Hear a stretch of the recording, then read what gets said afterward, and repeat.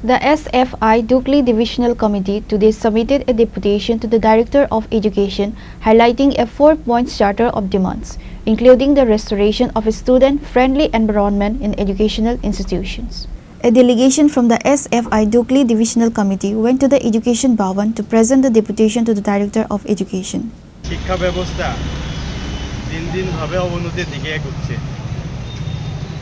গত 2018 সালের পূর্বে যদি আমরা লক্ষ্য করতে পারি, প্রতি বছরের মতো এখনকার পরীক্ষা সংক্রান্ত ভর্তির ব্যাপারে ছাত্রছাত্রীদের নাজেহাল পরিস্থিতি সম্মুখীন হতে হয়।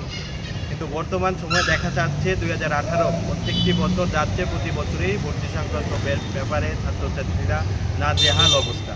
তারা নিজস্ব পছন্দ মতো সাবজেক্ট কিংবা কলেজ পর্যন্ত সেখানে অ্যাডমিশন নেওয়ার ক্ষেত্রে অনেকটা কষ্ট করতে হয়। এর কারণবশতই রামঠাকুর কলেজে কিছুদিন আগে ভর্তি সংক্রান্ত ব্যাপারে একজন কলেজের প্রফেসরকে সাসপেন্ডেড পর্যন্ত হতে হয়। টাকা নিয়ে ভর্তি করার ক্ষেত্রেও দুর্নীতির অভিযোগ আমরা শুনতে পাই। আমরা এসএফআই বিভাগীয় কমিটি মূলত 4 দফা দাবিতে ত্রিপুরা রাজ্যের আধিকারিকদের কাছে ডেপুটেশনে আমরা মিলিত হই। মূল কথা হচ্ছে আমরা রামঠাকুর কলেজে স্বচ্ছ অ্যাডমিশন যাতে আমরা করতে পারি, সকল ছাত্রছাত্রীরা যাতে ভর্তি প্রক্রিয়ায় অংশগ্রহণ নিতে পারে, ভর্তি হতে পারে, তার নিশ্চয়তা করতে আমরা এখানে আসি। যাতে কোনো রকমের চাপের মুখে মাথা না করে রামঠাকুর কলেজ কর্তৃপক্ষ এবং শিক্ষা দপ্তর যাতে কোনো ভর্তি প্রক্রিয়ার মাধ্যমে কাউকে ভর্তি করার ফলে অন্য যারা যোগ্য তারা যাতে বঞ্চিত না হয়, সেই জিনিসটা যাতে লক্ষ্য রাখে, সকল ছাত্রের ভর্তি যাতে এখানে নিশ্চিত।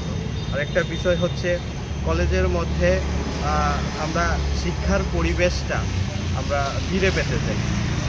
রাজ্যের প্রত্যেকটি কলেজগুলির মধ্যে দেখা যাচ্ছে শিক্ষার পরিবেশ একবারে নেই বললেই চলে। কলেজগুলির মধ্যে নেশার রমরমা, ঠিকভাবে ক্লাস হচ্ছে না, উপযুক্ত শিক্ষকের অভাবে এবং বহিরাগতদের অনুপ্রবেশ কলেজকে শিক্ষাঙ্গনের পরিবর্তে একটা মাঝবাজারে পরিণত করেছে।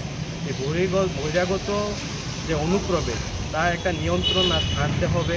একটা রেজিস্টারের মাধ্যমে কে আসলো কে গেল তার একটা হিসাব যাতে কলেজ কর্তৃপক্ষের কাছে থাকে, সেই দাবিটা যাতে রামঠাকুর কলেজের নেই প্রত্যেকটা কলেজের মধ্যে।